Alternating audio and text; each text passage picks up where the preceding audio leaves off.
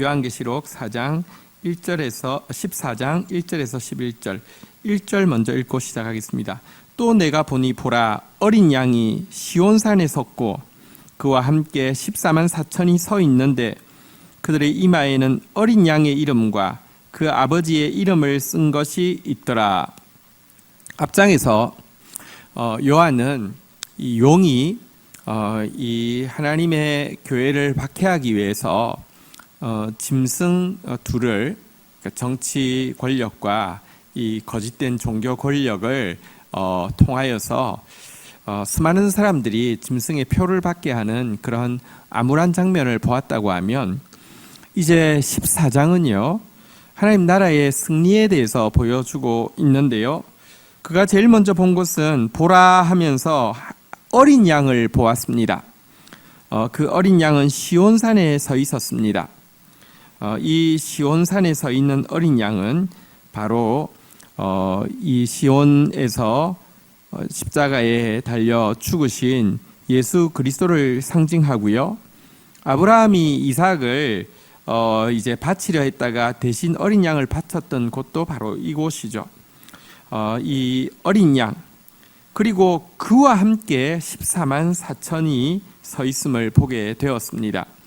어린 양이 계신 바로 이 시온 위에 구원받은 모든 백성, 12 구약의 12지파 족장, 12 신약의 사도 12사도, 그리고 곱하기 천천만만할 때, 그러니까 수많은 이런 뜻이죠.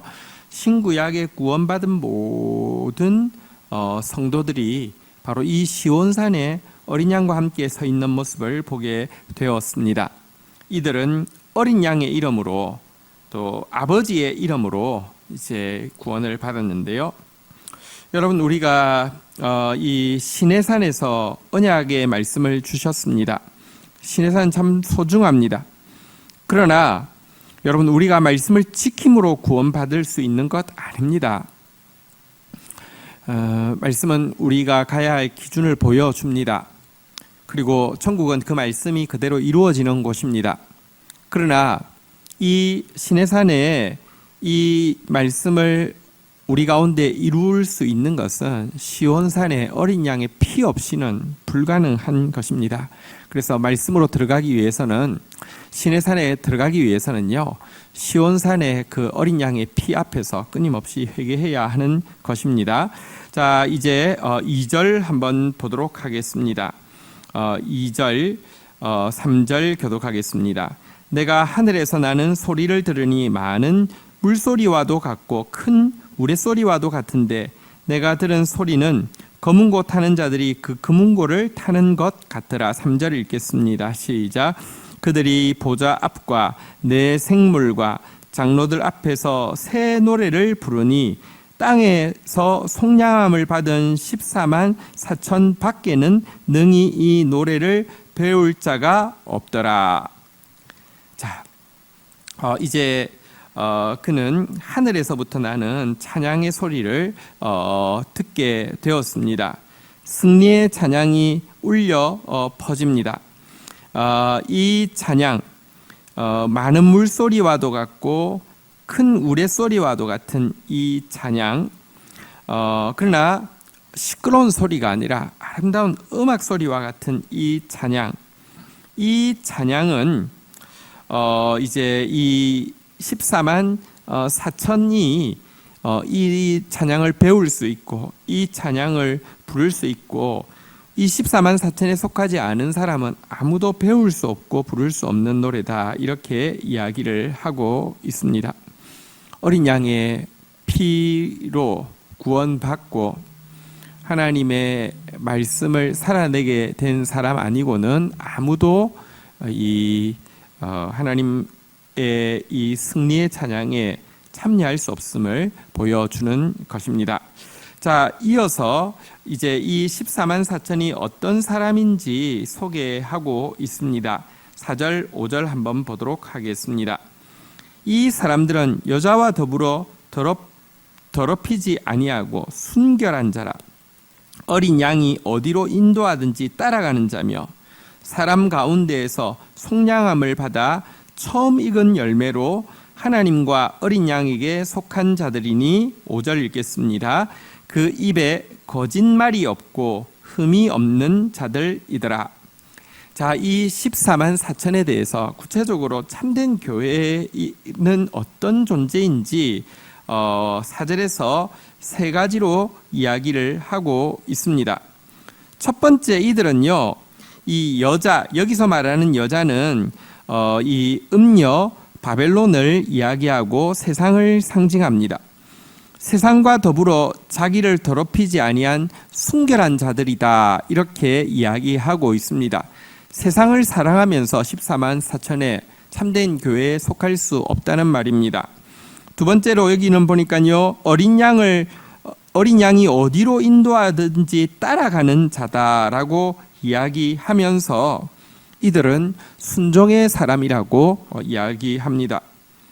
순종할 테니까 알려주세요. 어디로 가는지 좀 알려주세요. 순종하려고 하는데 당신이 지금 인도하시려는 곳은 적절치 않으니 궤도를 수정하면 순종하겠습니다. 이게 아니라요, 몰라도요, 또 내 생각과 다르게 인도하셔도 어린 양이 인도하면 무조건 따라가는 사람입니다. 이들이 누구입니까? 양이죠. 양은 앞서서 인도하면 따라갑니다. 어쨌든 참된 교회는 예수님 따라가는 존재다, 이렇게 이야기하고 있고요. 세 번째로 또 여기 보니까요, 사람 가운데서 속량함을 받아 처음 익은 열매로 하나님과 어린 양에게 속한 존재다, 이렇게 이야기하고 있는데요.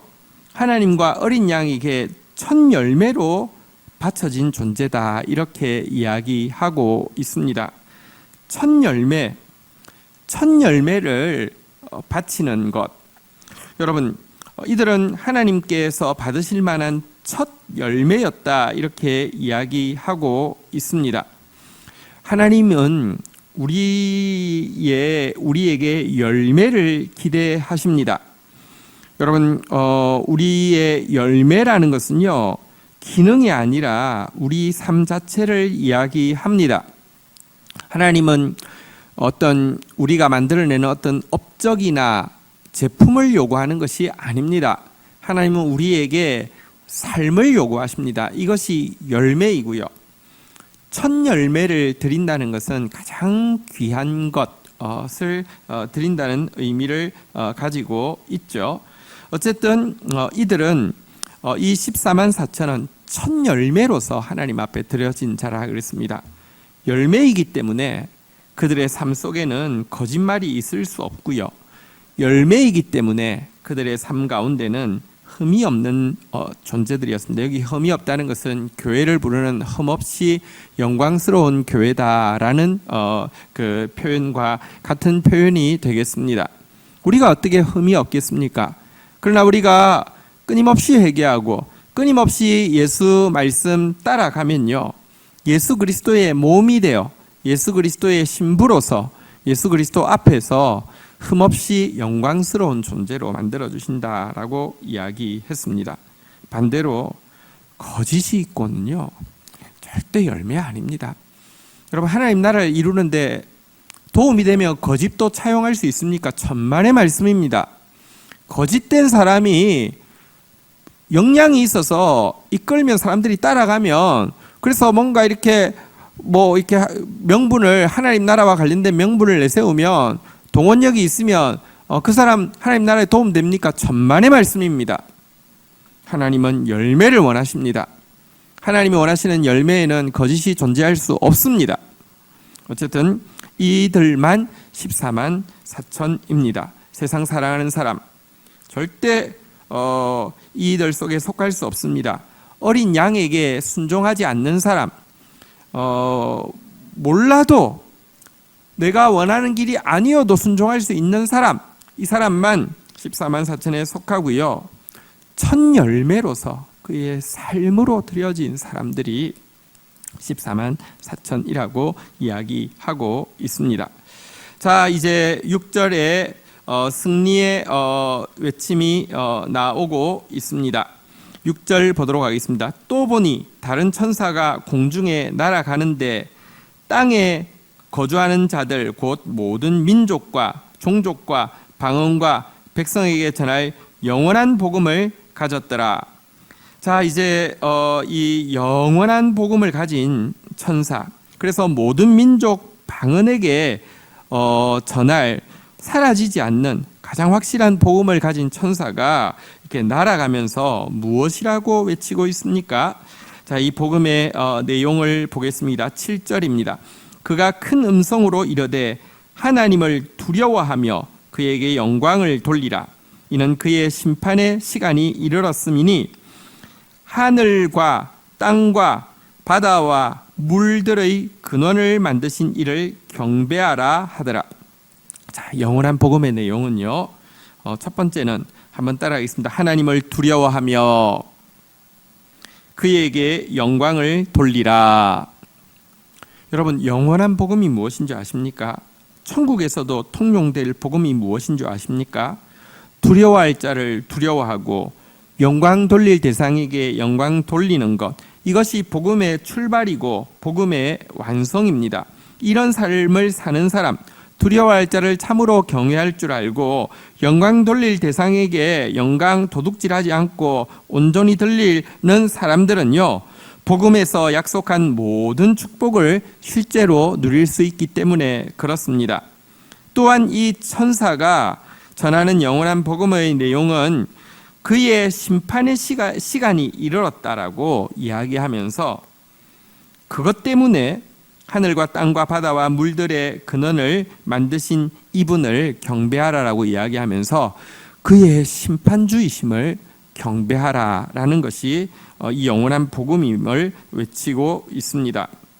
여러분, 하나님은 창조주이신데요, 하늘과 땅과 바다와 물의 근원을 만드신 창조주이신데 동시에 이 하나님은 사랑과 공의를 가지고 세상을 심판하실 분이시며 새 하늘과 새 땅을 온전히 회복시키실 분이십니다.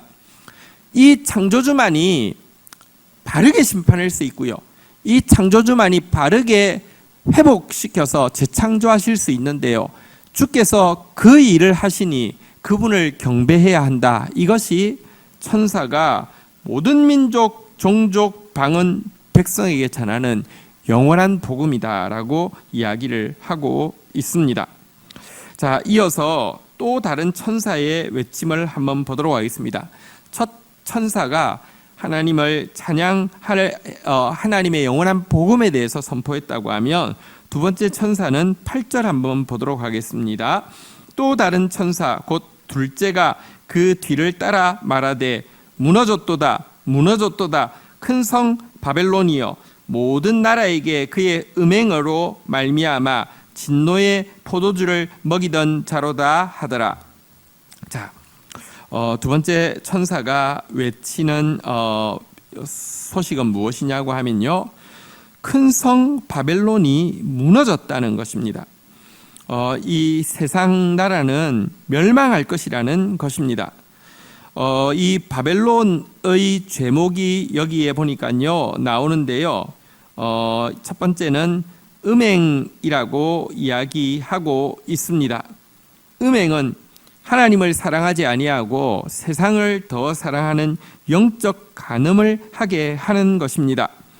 바벨론은 물질을 더 사랑하게 하고 권력을 더 사랑하게 하고 쾌락을 더 사랑하게 함으로 말미암아 영적 음행을 저지르게 한 자입니다.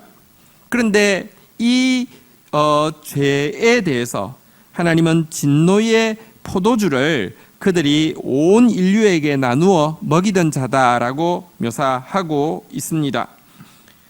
음료 바벨론이 주는 것을 마시는 것은요, 포도주처럼 달콤하지만 그 포도주는 하나님의 진노의 포도주라는 사실을 기억해야 합니다. 그 포도주의 끝에는 진노가 있고 심판이 있을 뿐입니다. 여러분, 음료 바벨론과 함께 진노의 포도주를 마시는 자가 아니라 오늘 어린 양이 어디로 인도하시는지 따라가면서, 그러다가 어린 양 따라가다가 어린 양 닮아서 어린 양의 첫 열매가 되는 삶을 가진 저와 여러분들이 되셔야 되겠습니다. 이제 세 번째 천사의 음성을 보도록 하겠습니다. 9절 한번 보도록 하겠습니다. 9절 10절. 또 다른 천사 곧 셋째가 그 뒤를 따라 큰 음성으로 이르되 만일 누구든지 짐승과 그의 우상에게 경배하고 이마에나 손에 표를 받으면 10절. 그도 하나님의 진노의 포도주를 마시리니 그 진노의 잔에 섞은 것이 없이 부은 포도주라. 거룩한 천사들 앞과 어린 양 앞에서 불과 유황으로 고난을 받으리니.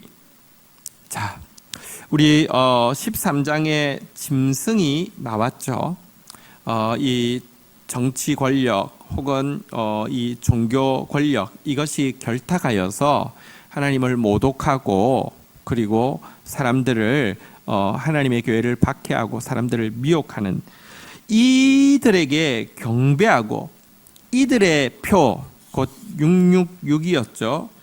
철저한 인본주의. 이 666 사람의 숫자가 3번 반복되어지고 있죠. 777이 하나님의 숫자라고 하면 666은 사람의 숫자이고 결코 777에 이를 수 없는 가짜인데요.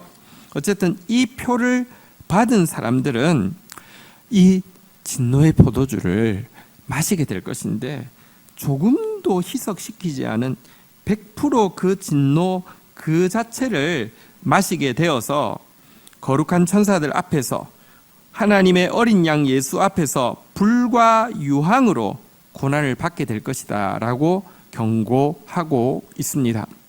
여러분, 세상을 사랑하고 음녀와 더불어 자기를 더럽히고 세상 인본주의의 극치, 내가 물질을, 권력을, 쾌락을 찾겠노라고 나아가면요, 여러분들 정말 조금도 희석시키지 않은 100% 진노의 이 포도주를 마시고 불과 유황으로 심판받음을 기억해야 합니다. 마지막 11절입니다. 그 고난의 연기가 세세토록 올라가리로다. 짐승과 그의 우상에게 경배하고 그의 이름표를 받는 자는 누구든지 밤낮 쉼을 얻지 못하리라 하더라. 자, 고난의 연기는 세세토록 거치지 않을 것입니다.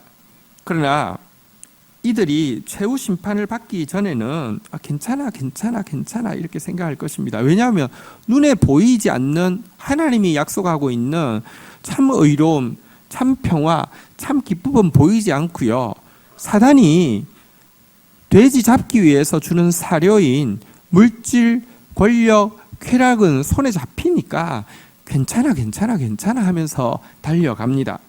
그런데 최후 심판이 아니어도 이렇게 바벨론을 쫓고 짐승을 쫓는 자, 큰 용을 쫓는 자에게는요, 누구든지 밤낮 쉼을 얻지 못하리라 이렇게 이야기하고 있습니다. 그 사람들에게는 절대 안식이 없습니다. 쉼이 있을 수 없습니다. 그러나 어린 양을 쫓아가는 자는 비록 고달플 수도 있고요, 고난 가운데 힘들 수도 있지만 여러분, 하나님께서 참된 쉼을 주십니다. 눕기도 하고 자기도 하리니 여호와께서 나와 함께 하십니다라고 고백하면서 전란의 한가운데서 다윗은 평안한 잠을 청할 수 있었습니다. 오늘 우리 예수 쫓아감으로 말미암아 참된 쉼을 얻는 사람 되지, 여러분 짐승 쫓아감으로 말미암아 누구든지 밤낮 쉼을 얻지 못하는 이 저주를 오늘의 삶 가운데서 경험하는 그런 어리석은 자 되지 않기를 주의 이름으로 부탁드립니다. 같이 주신 말씀 가지고 기도하며 나가도록 하겠습니다.